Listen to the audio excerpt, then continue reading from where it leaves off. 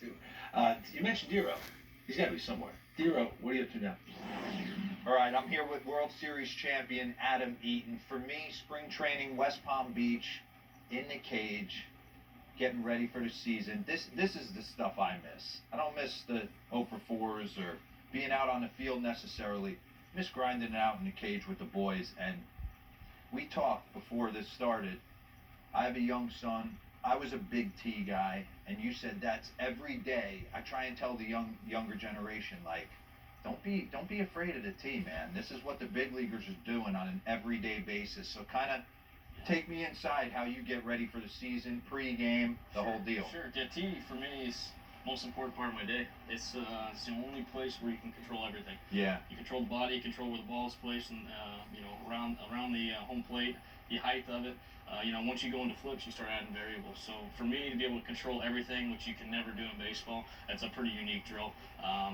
The tee is for me where I make my money, and like I said, where I can really kind of work on the little tidbits. For me, I just like to get loose, like to be able to feel my hands, feel the ball kind of coming off the bat, see what is working that day, what is not working that day. Yeah. So it's just nice and easy swings, just trying to get loosened up. That one works. Seeing project how the ball is coming off my bat. Is it backspinning? Is it fading away from me? Am I pulling the ball? And just kind of getting loosened up. And Are you so like right there? Are you worried about staying inside the ball? Are you worried about bat path?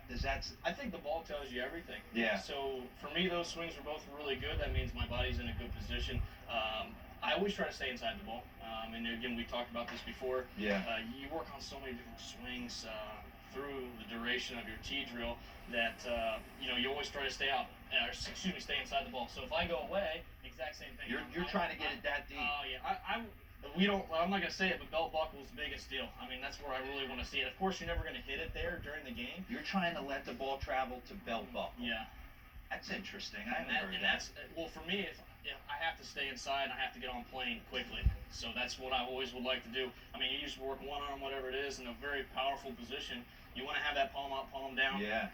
Hardly any bend in your front. Get that nice 90-degree here, and that's how you do. If I start getting out here, I'm starting to get a little reachy. Of course, I feel more comfortable. The more extension you can get through the ball, the more comfortable you're going to feel. But when I can control everything, I mean, you see Albert Pujols in a lot of cool pictures of him. I mean, he is he's hitting the ball right off the inside part of his left leg with my right, and those balls absolutely scoop. Bring me inside because we were talking. Yeah. You said go back to Game 7, D-Row. Yeah. No. I work on this quite a bit. I got this from Gerardo Parra actually back in 12 when I first came up. High inside tee. It's a very uncomfortable drill because you really are crowding yourself, but it teaches body control. It teaches to keep your shoulders control and getting your hands inside the ball.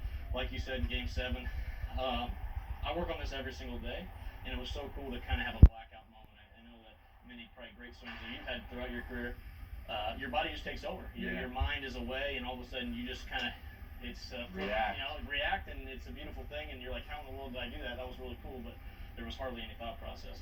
Same thing with Game 7. It's a ball that out of my, as he releases the ball, I'm like, no way, don't swing this ball. But I'm serious. My body just reacted. Like I said, I just kind of drove my hands inside the ball and was able to get my barrel and shoot it up the middle. So again, another for me a great drill. Super uncomfortable, but that is super uncomfortable. Yeah, because it's too far in to hit, to pull it. But you have to be able to really, like I said, keep your front shoulder in, be able to get that barrel to it, and to drive those hands in, keep those hands tight, which is, again, what we touched on early on. Yeah. Always having your hands inside the ball. So. This is big right here. I know it. Perfect.